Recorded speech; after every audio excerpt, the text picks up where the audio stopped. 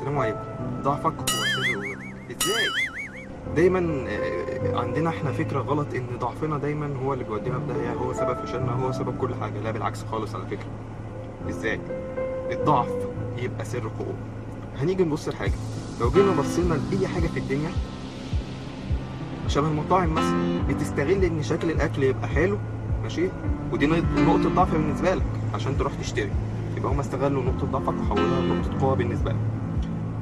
دي حاجه. الشاورما مثلا، انا عن نفسي ما اقدرش اقاوم الشاورما، في ناس ما بتقدرش تقاوم البيتزا وكده، حاجات كتير جدا بنفس الفكره، ماشي. شبه مثلا دعايه، الاعلانات، كل حاجه تبص تلاقي ان هم بيستغلوا نقطه ضعفك ويحولوها لنقطه قوه. طب ازاي انت تستخدم ده وتحوله لنقطه قوه؟ ازاي تستخدم ضعفك تحوله لقوه؟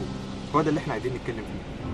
دايما كل واحد فينا عنده نقطه ضعف معينه، وليكن مثلا انا هتكلم في حاجه كلنا اغلبنا معظمنا 99% مننا نقطه ضعفه انه بيقعد على السوشيال ميديا كتير جدا، بيقضي مثلا 90% من وقت يومه على السوشيال ميديا، في العربيه، في البيت، في السرير، في كل حته، في الشغل، في كل حته على السوشيال ميديا. طب احنا ممكن نستفيد من ده ازاي؟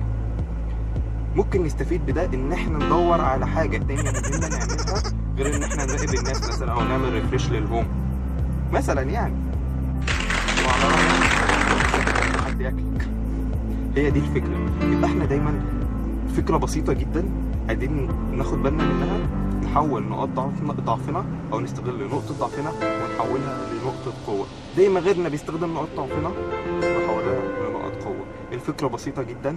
شاركوني وقولوا ممكن نحول نقاط ضعفنا لنقاط قوه ازاي في تعليقاتكم، وما تنسوش تعملوا شير للفيديو وتفيدوا صحابكم، ومنشن ل3 من صحابكم، منشن ل3 اقرب 3.